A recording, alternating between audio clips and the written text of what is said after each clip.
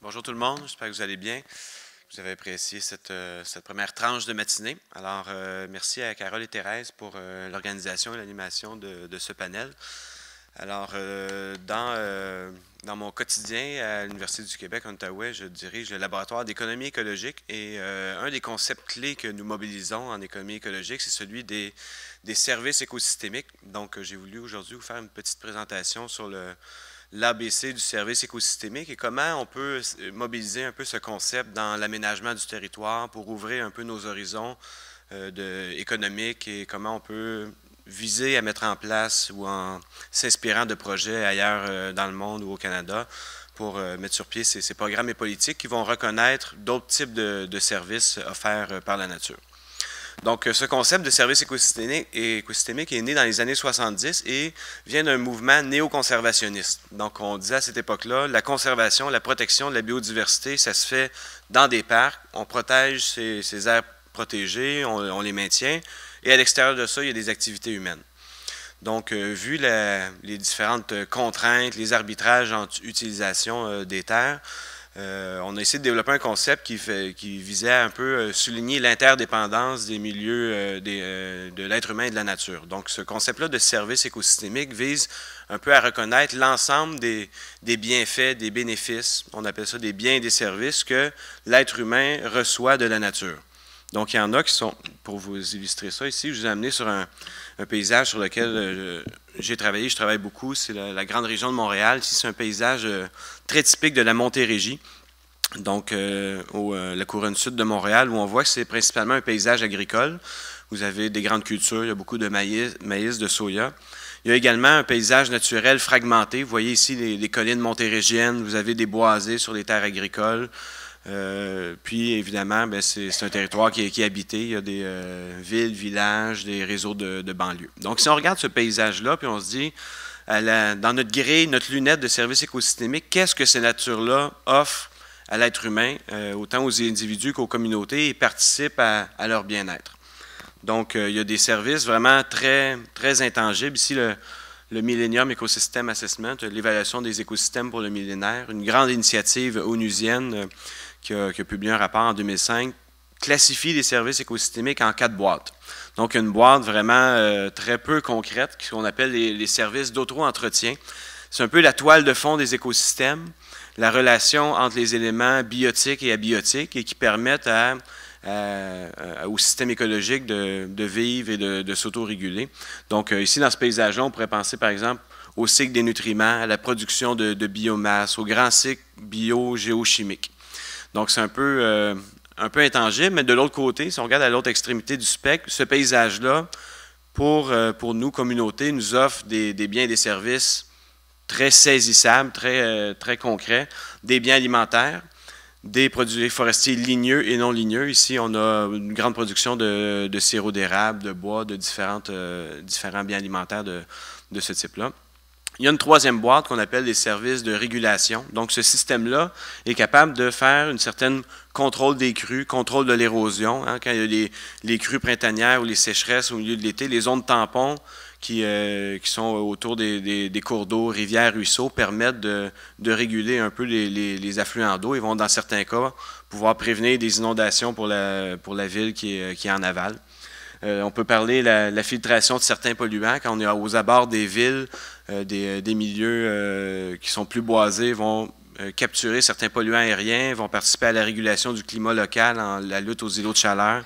Dans une perspective plus globale, on peut aussi penser à ces arbres qui poussent et qui séquestrent le carbone, donc qui participent à la lutte au changement climatique. Donc, ce sont des services de régulation. Et une quatrième boîte est mobilisée avec une lunette plus disons, anthropocentrée, c'est celle des biens et services culturels. Donc, ce paysage-là amène par sa vocation agricole, son caractère patrimonial, des services éducationnels, des services culturels, des services esthétiques. Donc, le simple fait d'apprécier le paysage, d'aller y faire des activités récréo-touristiques, une balade en vélo, des activités de chasse, de pêche et des services, disons, de non-usage qu'on ne peut pas cristalliser et saisir, mais une simple appréciation de la nature, une volonté de transmettre cette nature-là aux générations qui suivent, une perspective transgénérationnelle. C'est également des valeurs et des services qui sont offerts par ce paysage. Donc, c'est très technique, c'est très théorique, cette grille-là, puisque j'essaierai en quelques minutes de vous montrer, c'est qu'on peut partir de grands concepts et finalement avoir un impact sur l'aménagement du territoire au niveau national comme à l'intérieur des communautés, qu'elles soient urbaines, périurbaines ou plus rurales. Donc, dans notre cas, dans la région de Montréal, ce qu'on a voulu faire un peu pour lancer un pavé dans la mare et essayer d'interpeller les décideurs, on s'est dit, mais l'ensemble de ces services-là, il y a des marchés économiques qui sont capables de saisir des biens d'approvisionnement. Puis en fait, on dédie la majorité de nos politiques et programmes incitatifs monétaires à l'augmentation ou la production de biens alimentaires, des politiques sur la sortie du bois en milieu privé, etc. Mais l'ensemble des autres services, on s'y attarde très peu, ou c'est peut-être parce que c'est pas assez tangible, cristallisable, mais on les intègre très peu dans notre aménagement du territoire. Donc, ce qu'on a voulu, dans un premier temps, refléter, c'est de dire, bien, l'ensemble de ces services-là, il n'y a peut-être pas de marché direct, on ne peut pas aller à l'épicerie et, comme une pomme, s'acheter de la régulation des eaux, mais ça a une valeur économique. Si on perd la capacité de contrôle des eaux de ruissellement, de la filtration de l'eau, des différents polluants, la protection des inondations, il y a des coûts sur l'immobilier, ça crée des inondations, il faut créer des usines de traitement de l'eau, donc il y a une série de coûts qui sont engendrés. Donc c'est un peu cette méthode-là de coût de remplacement qu'on a utilisée pour montrer que, en fait, dans la grande région de Montréal, la grande ceinture verte, des années 60 à aujourd'hui, on a focusé beaucoup sur ces services d'approvisionnement-là au détriment des autres services. Et ce qu'on a montré dans notre étude, c'est que oui, on a, sur 50 ans, augmenté la production agricole, mais ça s'est fait au détriment de plusieurs autres services, la qualité de l'air, la qualité de l'eau, l'approvisionnement en eau, la pollinisation. Certains services sont restés stables et d'autres ont été en déclin. Donc, qu'est-ce qu'on a fait par la suite? C'est d'essayer de représenter économiquement la valeur de ces services-là. Puis on a montré que, vous voyez, Montréal, Drummondville, le Lac-Saint-Pierre, c'est ce qu'on considère comme la grande ceinture verte de Montréal. Mais l'ensemble des services écosystémiques non marchands, donc ce qui n'est pas du bois, des biens agricoles, mais plus dans des boîtes de régulation et culturelle, ça a une valeur annuelle de 2,2 milliards de dollars. Donc, pourquoi ce 2,2 milliards-là comme prix plancher? C'est que si on retire la contribution des écosystèmes de la production de ces services-là, il faut les remplacer. Et le remplacement direct annuel, c'est de l'ordre de 2,2 milliards de dollars. Donc, il faut construire ces digues pour empêcher les inondations, les usines de traitement d'eau, une série d'infrastructures de synthèse. Donc, c'est bien de mettre une valeur, mais une valeur, ce n'est pas la finalité de quelque chose, c'est plus un indicateur, c'est un outil pour nous amener à réfléchir sur l'aménagement du territoire. Donc, dans certains travaux qu'on fait dans le labo, on vise à essayer de comprendre quelle est la demande sociale, l'acceptabilité sociale, ce que les gens veulent dans l'aménagement de leur territoire sous la lunette des services écosystémiques. Donc, je vous amène dans un paysage agricole qui va être juste ici, près de Joliette, dans la région de la Naudière, où on a pris une situation concrète, un projet de l'UPA, de la Fondation de la Faune du Québec, qui visait à restaurer les agroécosystèmes.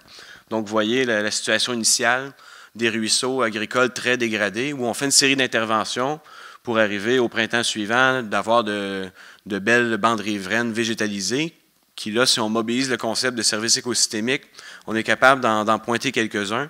Premièrement, il y a un paysage qui est beaucoup plus esthétique, c'est plus agréable à regarder pour se promener dans cette région-là. Deuxièmement, il y a des effets sur la biodiversité. On est capable de créer de nouveaux habitats pour des insectes, des pollinisateurs, des oiseaux nicheurs. Et au niveau de la qualité de l'eau, on vient ici faire un peu une barrière de filtration d'eau pour tout ce qui est azote, phosphore ou de différents nutriments qui pourraient affecter la qualité de l'ensemble du bassin versant. Donc, ce qu'on a fait, c'est qu'on a fait des techniques d'enquête. Je vous passe ici toute la logique économétrique et les statistiques derrière, mais ce qu'on demandait aux gens, c'est regarder les simulations paysagères de votre territoire. Ça, c'est un paysage actuel.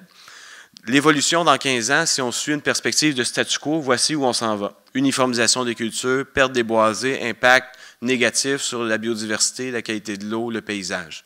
On peut mettre en place différents scénarios d'aménagement du territoire alternatifs. On peut tout simplement respecter la réglementation en vigueur sur les bandes riveraines. Dans ce cas-là, on verrait de la génération spontanée de bandes riveraines.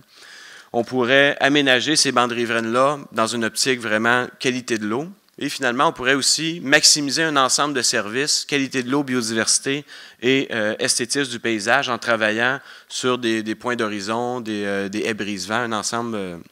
Donc, on a demandé aux gens, c'est un peu c'est nos résultats, nos tests statistiques, mais ce qui est important à montrer, c'est que les gens se sont dit prêts à payer sur, j'enlève les chiffres tout de suite, mais se sont dit prêts à payer. En fait, la question était, seriez-vous prêts à payer sur votre compte de taxes municipales un certain montant d'argent qui permettrait de créer un fonds consolidé pour mettre en place ces pratiques-là? Pour aider les agriculteurs, il y a évidemment une perte de revenus associée à ça, il y a un coût d'implantation, un coût de gestion.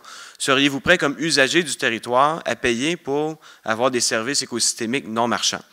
Donc, évidemment, ça vaut ce que ça vaut. Il y a différents biais qui peuvent être liés à ces marchés simulés, mais on est capable quand même de montrer des valeurs qui sont ici, ça c'est nos différents modèles statistiques, mais des contributions de l'ordre de 84 à 400 $ dépendamment du service mobilisé. Donc, augmenter la biodiversité des oiseaux jusqu'au traitement de l'eau, et c'est tout à fait cohérent en fait avec une logique très intuitive. Si on habite ce territoire-là, on a vraiment tout avantage à ce qu'on ne soit pas obligé de s'acheter de l'eau embouteillée parce qu'il y a trop de chlore dans l'eau, ou il y a des avis d'ébullition parce qu'il y a trop d'algues bleues, ainsi de suite.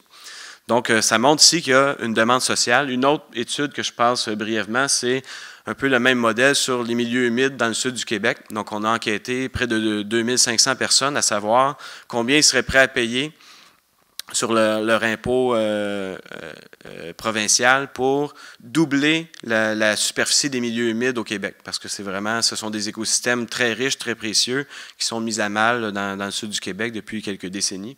Donc, un peu le même principe où on va dire, bien, si on les double, voici, en termes de biodiversité, les différents habitats, en termes de protection contre les inondations, en termes de traitement de la qualité de l'eau, de séquestration du carbone, seriez-vous prêt à faire cette contribution-là pour outiller les décideurs et différents organismes dédiés à l'aménagement des milieux humides de mettre en œuvre ces politiques-là? Donc, on a trouvé, c'est une étude qui a été publiée en juillet dernier, elle est publique, et on montre que finalement, l'ensemble des ménages québécois, en moyenne, seraient prêts à payer autour de 400 $ pour restaurer ces milieux humides-là. Ce que ça nous montre, c'est qu'il y a une réelle demande pour un peu sortir des sentiers battus, et on a tout le temps le réflexe de dire on veut économiser de l'impôt, on veut garder de l'argent dans notre contrainte de budget, mais finalement, si on ouvre puis on parle de qualité de vie, de ce que la nature nous offre, mais les gens sont aussi prêts à contribuer pour favoriser ce cadre-là.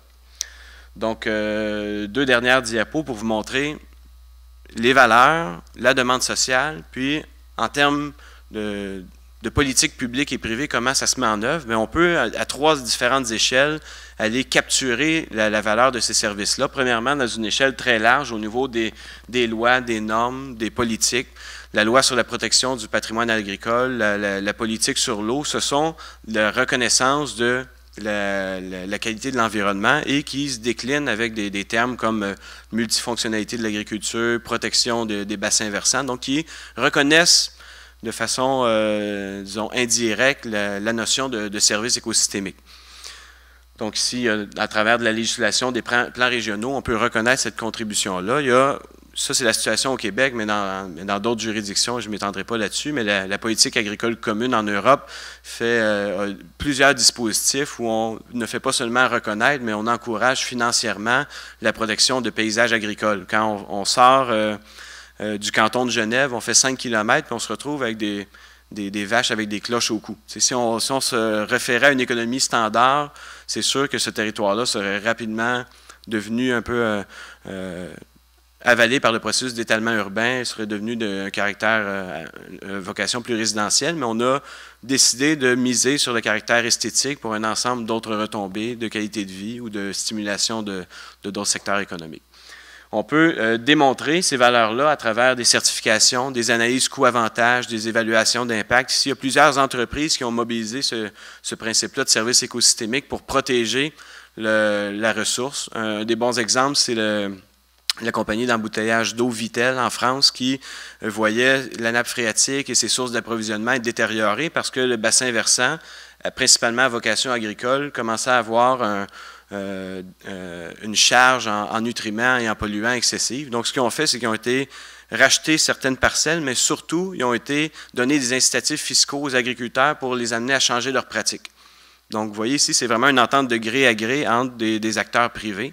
Puis, on peut finalement aussi aller au niveau vraiment de marché. Donc, la création de marché, l'exemple le plus probant ici, c'est le marché du carbone. Il y a 15 ans, Quand on parlait de changement climatique et de carbone, c'était une entente transnationale, c'est le protocole de Kyoto, très peu concret pour nous. Finalement, aujourd'hui, pour 75 industries du Québec, c'est devenu une réalité.